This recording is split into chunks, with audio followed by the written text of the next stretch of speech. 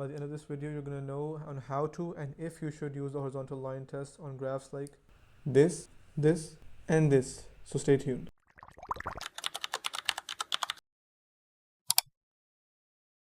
Now the first question you may ask is, where do we use the horizontal line test? I'm going to explain. This is used when you want to find if a function has an inverse of itself or not. So this is used to find if a function has an inverse.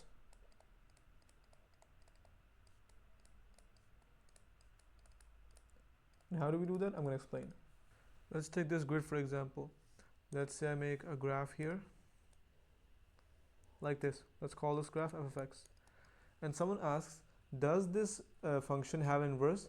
How do we check? That's where the horizontal line test comes in. We take our line, let's say a line over here, a blue line. I make it randomly, let's say I make it here. Okay.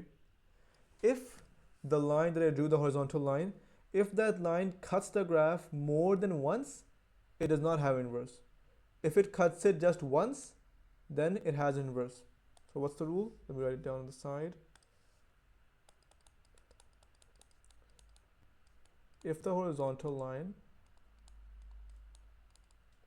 cuts this function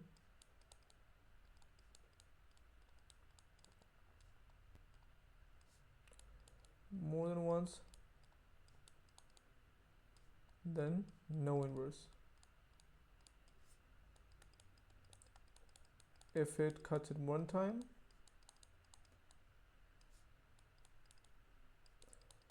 then we have an inverse.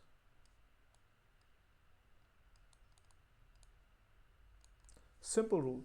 We can see we have two spaces here, one here, one here. So this will not be an inverse. We have another grid here. Let's say I make a straight line. Let's see if I have here. I make a straight line like this, and they ask me, let's say this is the f of x. They ask me, does this function have an inverse? I would say, okay, let me first make my function testing line, or my horizontal line over here. Now I can see wherever I put my horizontal line, it's only going to cut the graph, or only going to cut my function one point, at one point here. So the rule is going to be, since this line only cuts the function of x one time, so this has an inverse. And that's it. That's simple. You just have to know one rule. If the graph cuts the line one time, then it has an inverse. If it cuts it more than one, then it does not have an inverse. Now let's see our last example. Let's say I make the final graph, this one. Now in this one there's a problem.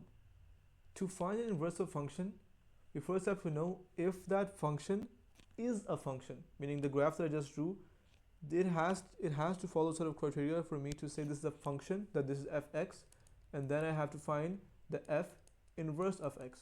But how do we check if it's in a function in the first place? That's where the vertical line test comes in.